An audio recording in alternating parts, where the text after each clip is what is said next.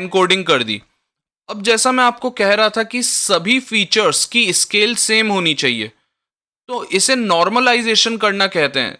Normalisation हम इसलिए करते हैं ताकि मशीन लर्निंग के लिए सभी फीचर्स को एक स्केल पे ट्रीट करने में आसानी हो अपनी एल्गोरिदम से, उसे कैलकुलेट करने में मशीन लर्निंग को ज़्यादा बेहतरी और ज़्यादा आसानी होती है। तो इसके दो तरीके होते हैं, एक तो है मिनिमम और मैक्सिमम स्केलिंग, और दूसरा स्टैंडर्डाइजेशन मेथड होती है जहाँ पे हम क्या करते हैं, जो ओरिजिनल वैल्यू है उसे मीन वैल्यू से माइनस करते हैं और फिर उसे हम स्टैंडर्ड डेविएशन से डिवाइड कर देते हैं। इससे होता क्या है, जो डेटा है जो 0 से 1 लाख तक वैल्यू है, 0 से 5 लाख तक वैल्यू है, वो कन्वर्ट हो जाता है बहुत छोटी वैल्यूज में। तो वो वैल्यूज मशीन लर्निंग के लिए ईज प्रोवाइड करती हैं। ऐसे ही जो मिनिमम मैक्सिमम स्केलिंग है, तो मिनिमम मैक्सिमम स्केलिंग में भी यही होता है कि सारा डेटा 0 से 1 के बीच में कन्वर्ट हो जाता है। मतलब अगर डेटा की रेंज है 0 से 5 लाख, तो अब उस डेटा को कन्वर्ट करके हम 0 से 1 में कन्वर्ट कर चुके हैं, यानी 5 लाख को 1 बोलेंगे और 0 को 0 बोलेंगे, और बाकी वैल्यूज जो 0 से 5 लाख के बीच में थी, अब वो 0 से 1 के बीच में ट्रांसफॉर्म हो जाएंगी। तो सबसे पहले तो पिछले वीडियो में जैसे हमने देखा कि कोरिलेशन में हमने 3 नए फीचर्स निकाले और उन 3 नए फीचर्स से हमें ज़्यादा कोरिलेशन मिल रहा था, तो वो फीचर्स भी अब हमें ऐड करने हैं। तो वो ऐड करने के लिए हम सबसे पहले साइकिट लर्न के बेस से इंपोर्ट कर लेते हैं बेस एस्टिमेटर और ट्रांसफॉर्मर मिक्सिन। इससे हम नए फीचर्स को उसमें ऐड कर पाएंगे। इनकी हम आईडीज दे देते हैं, जैसे रूम अंडर स्कोर आई एक्स, बेडरूम अंडर स्कोर आई एक्स से लेकर हाउस होल्ड अंडर स्कोर आई एक्स को हम 3 4 5 6, ये हमने उसको नंबर्स दे दिए। अब हम क्लास बना रहे हैं कंबाइंड एट्रीब्यूट्स एटर। इसमें हम दो पैरामीटर्स ले रहे हैं कि बेस एस्टिमेटर और एक है ट्रांसफॉर्मर मिक्सिन।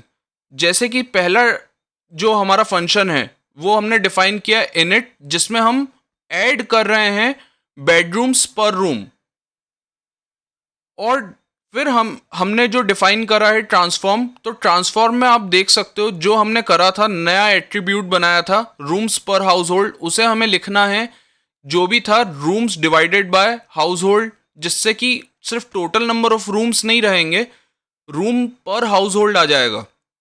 इसी तरह पॉपुलेशन पर हाउस होल्ड, इसी तरह बेडरूम पर हाउस होल्ड हमें निकालना है, और रिटर्न में हमें मिलेंगी जो नए एट्रीब्यूट्स हैं वो वैल्यू, जिसको कि हम कंबाइंड एट्रीब्यूटर एडर, जो अभी हमने क्लास बनाई थी, उस क्लास में हम की मदद से हम इसे ऐड कर सकते हैं। और डॉट ट्रांसफॉर्म फंक्शन को लेकर के अब जो हाउसिंग डॉट वैल्यूज है, अब डॉट ट्रांसफॉर्म करने से क्या होगा कि जो नए एट्रीब्यूट्स हैं वो ऑलरेडी हाउसिंग इस डेटा सेट में ऐड हो जाएंगे। तो ये वैसे ऑप्शनल है, ये आप कर भी सकते हो, लेकिन अगर आप साथ में करते हुए चलोगे तो वो ज़्यादा बेहतर रहेगा, क्योंकि आगे वाला जो कोड है वो इससे लिंक्ड है। तो ये आपको समझाने के लिए था। ये थोड़ी सी प्रोसेस कॉम्प्लेक्स हो गई होगी, मैं एक बार रिवाइज कर देता हूँ। फिर नेक्स्ट लेक्चर में हम बात करेंगे कि इस प्रोसेस को इजी कैसे करना है। जैसे अभी तक हमने क्या करा, नए एट्रीब्यूट्स हमने ऐड कर दिए, हमने क्या करा, मिसिंग वैल्यूज को फिल कर दिया, हमने क्या करा कि सबको एक स्केल पे फिट कर दिया है, जो कि अभी हम आगे देखने वाले हैं। और हमने क्या करा है, हमने वन हॉट एनकोडिंग कर दी है, यानी कि कैटेगोरिकल वैल्यूज को भी न्यूमेरिकल में कन्वर्ट कर दिया है।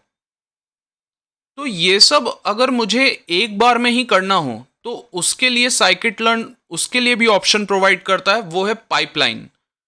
पाइपलाइन हम इंपोर्ट करेंगे और पाइपलाइन में हमें जो जो काम करवाना है वो हम इकट्ठे ही उसमें मेंशन कर देंगे। जैसे कि सबसे पहले हमने एक पाइपलाइन के लिए एक वेरिएबल लिया नम अंडर स्कोर पाइपलाइन, जिसमें पाइपलाइन मेथड के अंदर हमने सबसे पहले इम्प्यूटर डाला।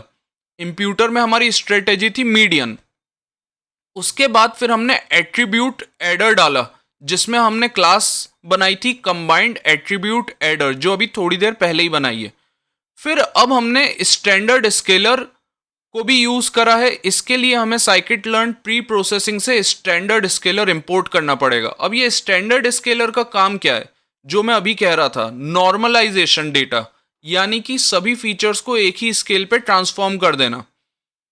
तो इकट्ठे ये सभी मेथड जो हाउसिंग अंडरस्कोर नम, हमने हाउसिंग डेटा के दो पार्ट कर दिए थे। एक थे जिसमें न्यूमेरिकल फीचर्स हैं, दूसरा पार्ट जिसमें कैटेगोरिकल फीचर्स थे। तो हाउसिंग अंडरस्कोर नम पे हम ये पूरी पाइपलाइन की ही प्रोसेस से हम इसे ट्रांसफॉर्म करेंगे। तो नया डेटा जो हम बना रहे हैं वो है हाउसिंग अंडरस्कोर नम अंडरस्कोर टीआर। टीआर सिर्फ इसलिए कि ये नया डेटा रिप्रेजेंट करने के लिए, आप जो नाम रखना चाहो वो रख सकते हो। तो num underscore pipeline dot fit transform करके हाउसिंग अंडरस्कोर नम को हम एक बार में, जो ऊपर जितनी भी मेथड्स हमने डिस्कस करी हैं वो हम कर देंगे बस। लेकिन आपको कंबाइंड एट्रीब्यूट एडर ये क्लास ऊपर वाले फंक्शन में मेंशन करनी पड़ेगी, यानी बनानी पड़ेगी। उसके लिए कोड लिखना पड़ेगा जो ऊपर लिखा है हमने नए एट्रीब्यूट्स ऐड करने के लिए। तो ये यहां तक ये हमारी प्रोसेस ईज हो गई। अब यहां पर हम बात करते हैं कि फिर हमें मतलब अलग से कैटेगोरिकल डेटा को ट्रांसफॉर्म करना पड़ेगा। तो अब हम प्रोसेस को थोड़ा क्यों ना और ईज कर सकें कि कैटेगोरिकल डेटा और न्यूमेरिकल डेटा दोनों ही फीचर्स को अगर हम एक साथ प्रोसेस कर सकें, तो इसके लिए हम साइकिट लर्न से के कंपोज से हम इंपोर्ट करते हैं कॉलम ट्रांसफॉर्मर। यहां पे हम क्या कर रहे हैं, जो भी फीचर्स हमारे न्यूमेरिकल वैल्यूज वाले हैं उसको हम लिस्ट में कन्वर्ट करके न्यूमेरिकल एट्रीब्यूट्स में सेव करा रहे हैं, और ओशियन प्रॉक्सिमिटी को हम कैटेगोरिकल एट्रीब्यूट में सेव करा रहे हैं। अब फुल पाइपलाइन में हम क्या कर रहे हैं, कॉलम ट्रांसफॉर्मर जो अभी हमने इंपोर्ट करा वो यूज करके उस मेथड में हम फिट कर रहे हैं न्यूमेरिकल पाइपलाइन, और कैटेगोरिकल के लिए हम फिट कर रहे हैं वन हॉट एनकोडर।